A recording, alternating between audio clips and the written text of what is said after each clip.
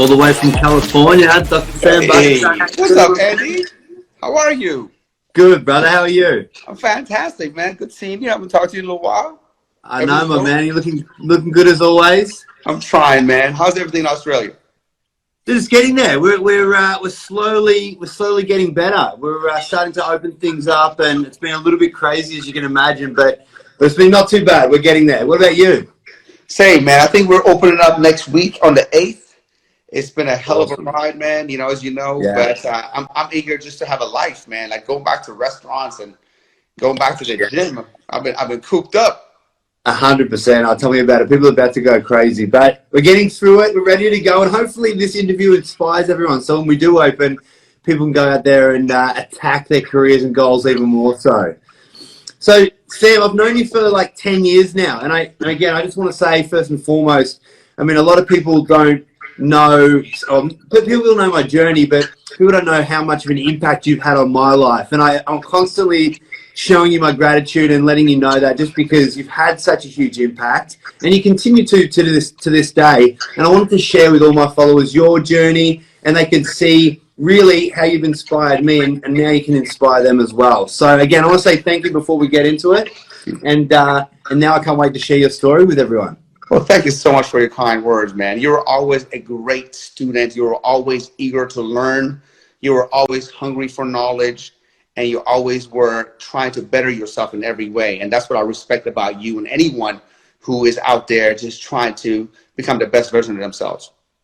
Awesome, my man. Awesome. Well, let's start from the beginning, because you've got an incredible story. But tell us a little bit about how you grew up and then how you came to the land of the dreams, the USA.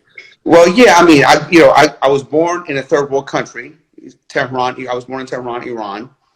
And it was crazy because it's a third world country. And then when I was 3, 2 things happened that forever changed my life for the better. I always say for the better, because at the time you was like, oh my God, it was the worst thing. You know, one was we went to war with Saddam Hussein in Iraq. He was bombing us, you know, every night. So we heard bombs dropping and people getting killed and all that kind of stuff. And also my dad left. You know, my mom and dad were divorced. My dad left, and I never saw him again after that. You know, but those 2 things became the best thing, because if I didn't, you know, we didn't go to war with Iraq at the time, I would have never came to the United States. Yeah. If my dad didn't left us, I would have never became the dad that I am today, because I want to become the best dad that I can, because I never had a dad. So I think life happens for you, not against you. And for people who are going through some crazy times right now, I know we're all going through it. Always remember this, you know, that God is not going to bless you until you pass the test. And when God tests you is give you adversity and see how you handle adversity. And if you fail that test, that means you quit. The only way you can fail the test is quitting and becoming a victim and complaining that you're not going anywhere. And guess what? God is not going to bless you. You know, so everybody that you see that made it somewhere in life, everybody, I don't care who it is, you know, all they did is they kept going, they persevered, they never stopped. Okay? So don't let any setback become your setback. Setback is always God's perfect stage for you to have a massive comeback, man. I love that. I love that. And then, of course, you come to America, and you were very successful in bodybuilding as well. And that was another thing that that you always inspired me with. Tell us a little bit about your journey into bodybuilding and some of your achievements, because you've done some things that I don't think anyone's actually done. So why don't you just share that with us? Well, you know, when I came to America, I wanted to enroll in 7th grade, and I wanted to play football, the real football, not American football, right? Yeah. And in 1985, in the middle of nowhere, America, Sharon, they didn't know what that was. They said, that's called soccer. We don't have a soccer team. So I tried out for the basketball team. I didn't make the basketball team. I was devastated. I was the only one. There was 23 kids, you know, went out for the basketball team. 23 kids, 22 made it. 1 person didn't make it, and that was yours truly. I didn't make the basketball team. You know, so I remember going home, crying to my mom, saying, I don't want to be in this country. This country sucks. Nobody likes me. They don't have my favorite sport. You know, Brazil is the king. Yeah, they're the best. Yeah, I give them that. I want to go back to my own country. My mom said, we don't have a choice. And one thing my mom always taught me, Mom said, Sam, you can be whoever you want, or whatever you want, if you're willing to put in the work. Yeah. So at that age, I'm like, all right. So the key was my mom said, go to the boys club, get better at basketball, and play, try out next year. And you know what? I went to that boys club to get better at playing basketball, and I fell in love with lifting weights. I fell in love with, and the rest was history. I became obsessed. I became obsessed in becoming, learning everything I could about, gaining muscle, losing body fat, getting stronger, and just hack my body to look and feel a certain way. And that's what, and if I didn't do that, I wouldn't be here. So, every time I went lifting weights, I had a mediocre genetics. I had, skinny arms, skinny chest, and I had a big old fat belly. So when I told everyone I want to become a bodybuilder, they're like, "You bodybuilder? You're never gonna make it." Yeah. But you know what? I didn't listen to the naysayers. I just kept lifting. I kept lifting. I kept lifting. I kept working out. Kept taking my protein shakes and taking my little allowance to GNC and buying the latest, potion or whatever. Read magazine, studied it. And in 2002, I became the first bodybuilder in history to have the first place title in every single weight class. Wow. Amazing. Yeah, every single one. Nobody's ever done it. 143, 154, 176, 198, and 202. Wow. Incredible. And again, that's sort of like your narrative, isn't it? Always facing adversity, always facing the naysayers and pushing through with that mentality and that mindset. It's incredible. And do you think, you've had a huge impact in business, not only on my business that I mentioned, but people that don't know you. You've got over 100 gyms throughout America and Mexico International as well. You own different supplement companies and a whole bunch of different businesses. Do you think that your mentality that you sort of forged in bodybuilding and sport played a role and an impact in your entrepreneurship? Absolutely. Look, bodybuilding and just sports in general is hard because you have to have a certain discipline to go practice when everybody's watching TV. Go practice when everybody's eating junk food. Go practice where you can be just laid in bed and just be relaxing, right? Most people just want to relax, right? And so that's already hard. But bodybuilding is a whole different thing because, most of the time, most sports, you go play the sports for a few hours and you're done. Bodybuilding is 24/7. Bodybuilding, not only you got to go lift weights, but then what you have to do is you got to prep your meals. You got to know exactly what to eat, when to eat, right? And then also you got to make sure you get plenty of rest. Then you got to make sure you practice your posing. You got to make sure to do all this. So it just consumes your life. So you got to be disciplined with your time. And this is what I got every single day. I have discipline with my time. I know exactly what I'm doing at what time. And so I became a master of managing my time to be able to get where I want in life. And that helped me through college. That helped me with business. That helped me in life. If I told you I'm going to be somewhere at 1 o'clock, I want to be there at 1 o'clock. You don't have to remind me. I don't need no reminders. Absolutely. And it's funny. One of the things that I guess I noticed about you firstly when we started talking many years ago was that you're constantly up at 3 a.m. That's always been your thing. You've been up at 3 a.m. grinding it out. Tell us about how that started and how has that impacted your life? Why do you get up so early every damn day? Because to me, we all get the same 24 hours. It's how you use it, right? Here's a fact. By the time, if on average you work 8 hours a day, and if you average out your commute, you eat, and all that kind of stuff, you average all out, you really have, and I put sleep in there, you really have 8 years to be as productive as you can be to make something out of yourself in this world. By the time you factor work, sleep, eat, commute. So why would I want to waste that away? I would want every competitive advantage to be able to get to where I want in life. And for me, I learned to embrace the hard. I don't like things that are easy. I don't like taking the elevator. There's no elevator to success. If you want success, you got to take the stairs. Matter of fact, you got to take the Stairmaster. That's how you're going to become successful. Easy things, is not enjoyable. I like to earn things. Yeah, it's so true, my man. And you definitely have. There's no doubt about it. This time's been quite interesting. A lot of people are going through big challenges in their business, and I know it's the same over in California.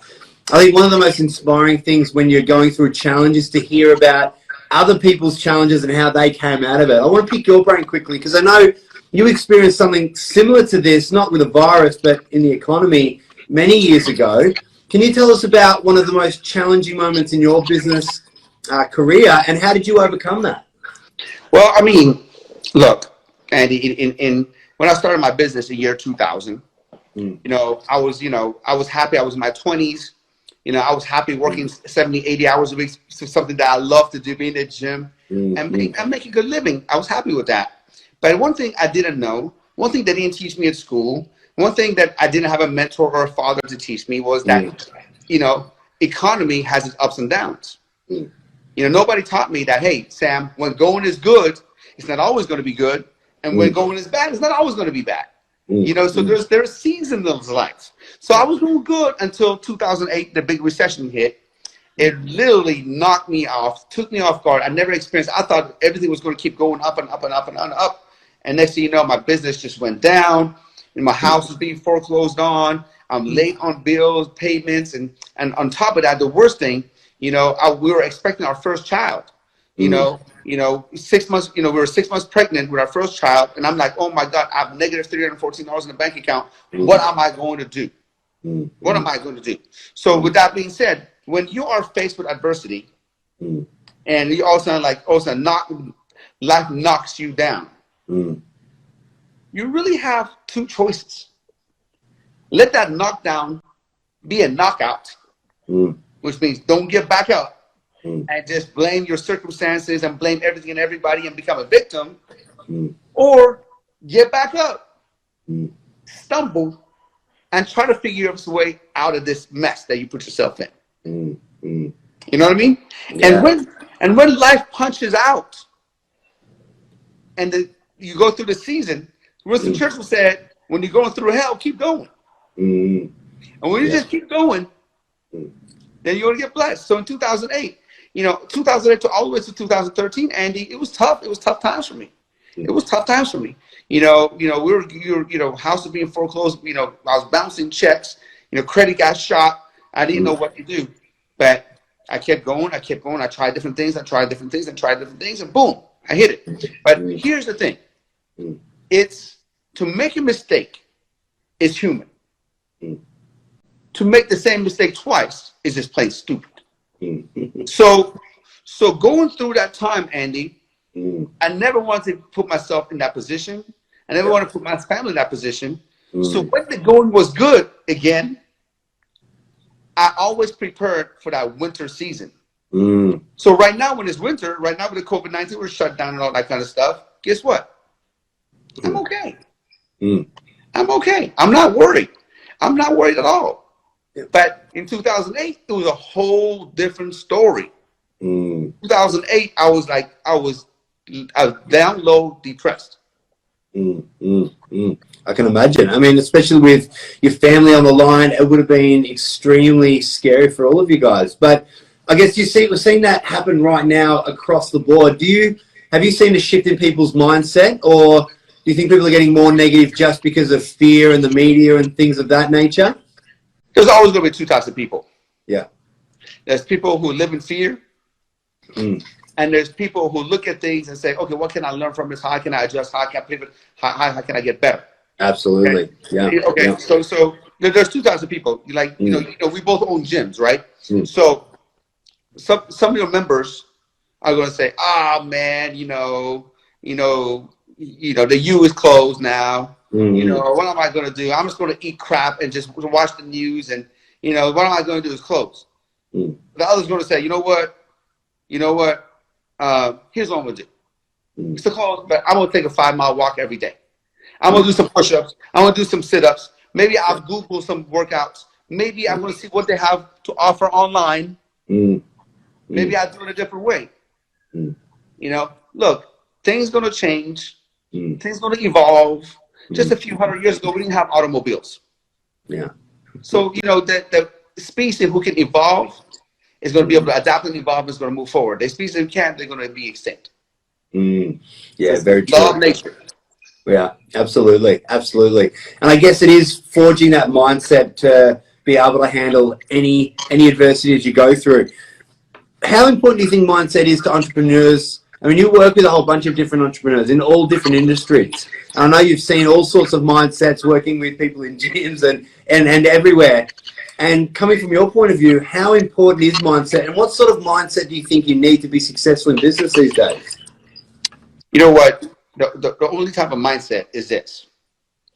You know, you need to have a mindset that business is just like weight loss. Weight loss is not linear. Yeah. You know, how many times you eat the same thing, you do the same exercise. One week you lose 2 pounds, another week you don't lose anything. Right? So business is not the same. Business is exactly the same. You're going up there, you're doing everything, you're doing good, you do the same thing, you're not doing good. Yeah. Well, guess what? You got to adjust, pivot, and figure it out. You know? So in business, you evolve, you get better, and you understand that there's seasons in business, there's seasons in life. Absolutely. Yeah, 100%. I think that a lot of people, I guess in our or my generation anyway, probably haven't realized that until this point in time, much like you and your point in time. But I tell you what, it's such great learnings and great to see, again, looking to mentors like you and how you've done it come out of it. So I guess it all gives us hope as well, so we can move forward and grow and learn and pivot for the next time it happens, because it will happen again. And It will happen again. 100%. And if we have that mindset and mentality, we can outplan and out-strategize everything. Now, Sam, you're probably one of the most driven people I know, which I absolutely love and have always looked up to you. And I remember when I was over in California a couple of years ago, and you were building your mansion, which was incredible. And you invited me over, and I felt absolutely blessed to be there. I walked through, you've got your Lambo, your Range Rovers, your Ferrari, your shoe closet's bigger than most people's houses. And one of the other things that I've always loved about you is how humble you are. So you've got all of these incredible things. You've really left a legacy, and of course you're super sincere and humble. But now that from the outside world it looks like you have everything, what drives you now? Like once you get everything that you've always wanted, what then drives you to keep doing more, being more, and achieve more? I don't have everything that I wanted. You know what I want? What? You know what I want? I want to become the best version of myself, and I'm not there. And I'm never going to get there. You know, I'm not, you know, I don't care about the Lambo. I don't care about the Ferrari. You know, I don't care about that. Matter of fact, we can take a look at them. You know, so here's my office. You know,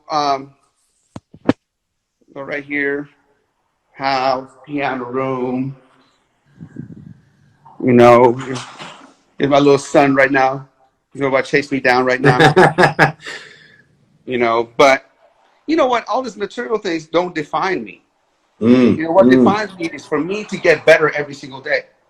You know, for me, you know, getting better every single day is where it's at, and there it is. You know, so who cares? Who cares about that Ferrari? Who cares about the Lambo? Who cares? You know, those were things that I wanted to have when I was poor. And when I was having, oh my God, once I make it, here's what I'm going to buy and all that kind of stuff. But honestly, I don't really even drive them. I don't really care. I drive my Infiniti. I don't need to impress anybody or anything like that. What I want most is to impress myself. What I want most is for my son and my wife to be, you know, to respect me and say, oh my God, my daddy is this and this and that. Not what my daddy bought, is what my daddy is and who he became. You know, and that is an ever evolving target, you know. Just like you know, just like, look, Andy, you've been in incredible shape, but I bet you when you were in that incredible shape, when you get on stage, you told yourself, I could be better. Yeah, absolutely. I could be better, right? So guess what? You always could be better. You always got to strive for more. You always got to push for more. You know, and it's not about having material things or the best body and like that. It's about you want to become the best version of you, and it's a disgrace for somebody who know that just they wasted their life and then didn't try to be the best version of themselves. Look, the difference between you and I versus the human beings, the human species versus the animals is the fact that we can improve and we can evolve. German Shepherd, my German Shepherd 200 years ago, his mom and dad is the same German Shepherd. They have the same kind of mentality, the same kind of thing. 200 years ago, our ancestors were in a different world than we are right now. Why? Because we put the man on the moon. We invented cars. We started putting up the houses. Yeah. We started doing the running water. They didn't. So for you to stand there and not use God's given talents that He put in you, you're disgracing God. You might as well just become an animal. I love that. I love that. always straight talking, my man. I love it. I've got 2 more questions for you. I appreciate your time, Sam. 2 more questions. Of course. What are 3 tips that you want to give all those entrepreneurs out there that are pushing hard towards their goals right now? 3 tips from the man, Sam, all the way from California to help them achieve. Okay. Number 1, surround yourself with people who you aspire to be. Yeah. Okay. Yeah. If you want to be a millionaire, hang around millionaire. If you want to be a billionaire, hang around billionaire. Don't say I want to be a millionaire and go hang around some jackass people. That's number 1. Number 2. Number 2 is learn delayed gratification. Okay? And that's something that I wish I knew. Delayed gratification meaning that giving up something that you want now for something greater later, which is the number 1 indicator of success. Okay? If you're just an emotional person and you can't learn how to delay gratification, you're gonna have a hard time. I don't care how many millions of dollars you make, you will end up losing it. Okay? And number 3, the best way for you to get what you want is be a go-giver. Give more. If you just give more without any intention, it will come back to you. So that's the 3 things I'm going to leave somebody. If I have to give three tips, that would be it. Amazing. Great advice. And Sam, you've just had a new son. Congratulations. Yeah. Well, not just, but a couple of years. But I want to ask you the question, is there any new lessons this time around with fatherhood that you've learned that you'd want to share with everyone? Obviously, this is your third child, and you've got beautiful kids. You take so much pride in mentoring your kids. Is there any new lessons that have really sort of blown your mind this time around? I used to think that kids need quality time. It's not true. They need quality and quantity time. See, none of my kids, none of them, my 10-year-old, my 6-year-old, my 11-month-old, they don't know, they could care less what car I drive. They could care less what shoes I wear. They could care less of any of this material things, right? All they want is attention, love, and time. And I make sure every single day it's part of my schedule to give them undivided attention for 4 hours a day. And that, at the end of the day, they're my why. That's what I live for. All this stuff I do for them. I work for them. Hey, dude, if you give me a 400 square foot apartment, an internet connection and a few books, I'm good. I don't need. I'm straight good. Just give me some weights too, and some cardio. Which I'm good. I can live off of that. I want to show them, that what to strive for, hard work is associated with everything that I have. That's what I want them to know. Yeah. I love that, and you're definitely doing it, my man. You're definitely doing it. Sam, I want to say a big thank you. It's been an honor to share your message with everyone. And again, I want to say thank you for the impact you've had on my life. And keep doing what you do, man. It's super inspiring. It always has been. Brother, I appreciate you, man. You're a real friend. I know we don't talk every day, but you know that I'm always here for you. I love you, brother. Give my best to your wife. And if there's anything I can do, man, you let me know. All right. Thank you, my man. We'll see you later. Goodbye. Bye-bye.